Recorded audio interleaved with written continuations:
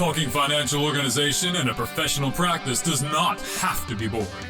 Are you ready for a few money in, money out ideas? It's Susan Gunn coming directly to your head to make you think.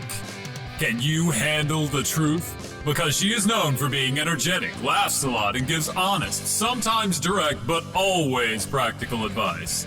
It's time now for Money In, Money Out. As Memorial Day weekend approaches, I wanted to give a special salute to those loved ones that we've lost while serving their country. War is no respecter of persons, as we have evidenced in the Ukraine.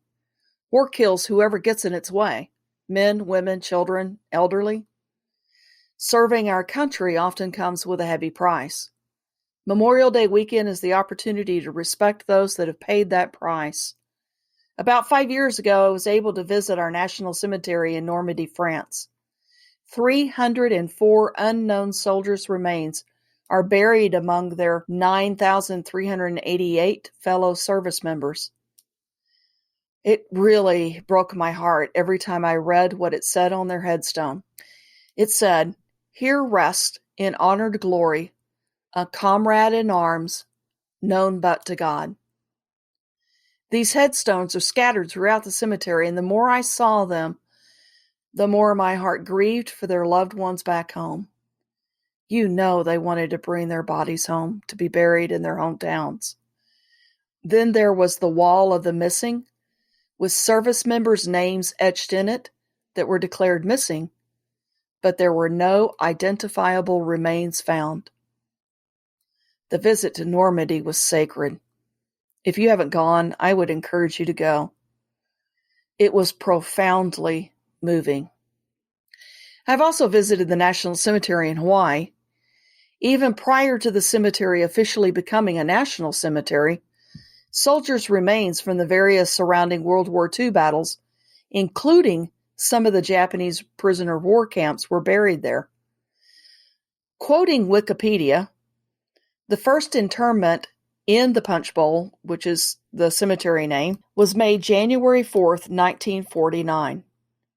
The cemetery opened to the public on July 19th, 1949, with services for 5 war dead, an unknown serviceman, 2 Marines, an Army lieutenant, and the noted war correspondent Ernie Pyle. Initially, the graves at National Memorial Cemetery of the Pacific were marked with white wooden crosses and stars of David, like the American cemeteries abroad, in preparation for the dedication ceremony on the 4th anniversary of VJ Day. Eventually, over 13,000 soldiers and sailors who died during World War II would be laid to rest in the Punch Bowl. Despite the Army's extensive efforts to inform the public that the star-crossed shaped grave markers were only temporary, an outcry arose in 1951 when permanent flat granite markers replaced them.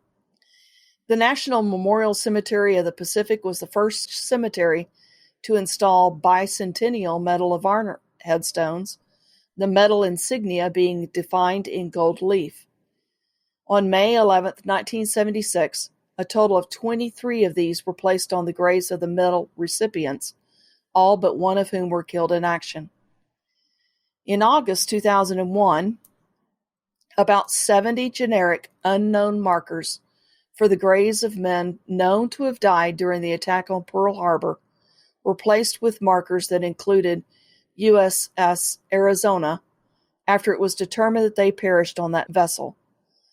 In addition, new information that identified grave locations of 175 men whose graves were previously marked as unknown resulted in the installation of new markers in October 2002. I know you're thinking at this point that I must just go around and visit cemeteries. There's a longer story to that. Someday maybe I'll tell you. I was raised by a genealogist, so I have been known to be frequenting cemeteries. But these are 2 very historical cemeteries. If you have a chance to visit, I would so encourage you to. There's one soldier I knew that I want to tell you about. He's buried here in my hometown of Arlington, Texas. He's a hero to me, by the way. I had arrived in Houston to speak at a dental meeting many years ago. It must have been 18, 19 years ago. The dentist who was hosting me graciously treated me to dinner at one of his favorite places prior to me speaking the next day. He was about 15 years older than me, the same age as my sister, and the conversation quickly flowed to growing up. Then it flowed to Vietnam, where he had served as a dentist. You could see the cloud pass over the table as he spoke of his time in Vietnam. Very quietly, he said, "I had a good friend from dental school, killed in Vietnam. He was the only dentist killed in Vietnam." I looked at him and said, "I know." His name was Perry Mills. The shock on his face grew into a knowing look as he said, "That's right. You are from Arlington." Lieutenant Robert Perry Mills, Jr. grew up in Arlington, graduated from Arlington High School, the same high school I did, although many years later. And he graduated from the University of Texas School of Dentistry in Houston, where I've spoken many times, not even realizing that it was Perry's alma mater. I think he'd been out of dental school less than a year when he became a naval dental officer serving with the Marines. Forward deployed, so it would be easier for him to provide treatment sooner. At 25 years old and in Vietnam less than 3 months, on November 2nd, 1967, a mortar blast blew up his dental clinic and barracks just 5 miles south of the demilitarized zone. He was married with a very young daughter. He was a dentist, not a soldier in combat. War knows no boundaries. I knew him because Perry and his wife Gloria were very close friends of my sisters in high school. They were at each other's weddings. Their families were family friends. It was amazing. They were in and out of the house that I grew up in all the time. I knew him. I remember his laugh, mostly his smile. I also remember the overwhelming sadness that I felt when he was killed. I watched that sadness on everybody's faces. It was really hard to grasp that somebody so fully alive one day and so full of life one day was killed in a war that just seemed so senseless. I was 11, and I still remember it. In an instant, he was gone, forever changing the lives of those who loved him. We set aside one day, to remember as a nation. That doesn't compare to the remembering of every day that a Gold Star family faces. Gold Star families are the ones that are left behind. Yes, life moves on, but not without an emptiness, a place in the heart that was once filled with the brightness of that loved one.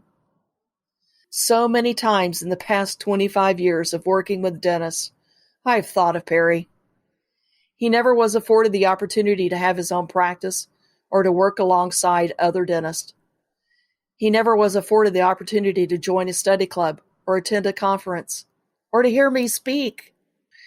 He never even practiced dentistry that long, or for that matter, he never even practiced life like that. Not that long. He would have loved knowing that I'm doing what I do in the dental industry, by the way. I believe he would have been supportive. I was the rugrat that poked my nose in the business every chance I got. I guess that hasn't changed too much, has it? Perry is just one of the 58,220 U.S. military casualties in Vietnam, and only one of 23 in my hometown. Though the Vietnam War was so controversial, each one of them died defending their country. Over 5 million Vietnam War POW bracelets were sold throughout the U.S. with the names of known POWs or MIAs. Some returned home. Some remains never returned home. Some remains were found. For some, it was never determined what happened to them, except they didn't return home. My soldier's name on my POW bracelet, he was actually MIA. His name was Captain George Mims, Jr. He was a 25-year-old from South Carolina and had only been married 1 month. His plane was hit on his very first mission over Vietnam. Only pieces of the plane were seen falling down from the sky. But his pilot, Captain Bob Jeffrey, was one of the POWs released from Vietnam in 1973. Captain Mim's remains have never been found, but it's believed that he was killed in action. I cannot even begin to imagine never knowing what happened to my loved one, though knowing doesn't necessarily ease the loss, does it? I still have my bracelet and took it to the Vietnam Wall many years ago. I've prayed for both Perry's and George's family. 25 and 26 years old is too young. Today I remember these two for their service to our country and to me.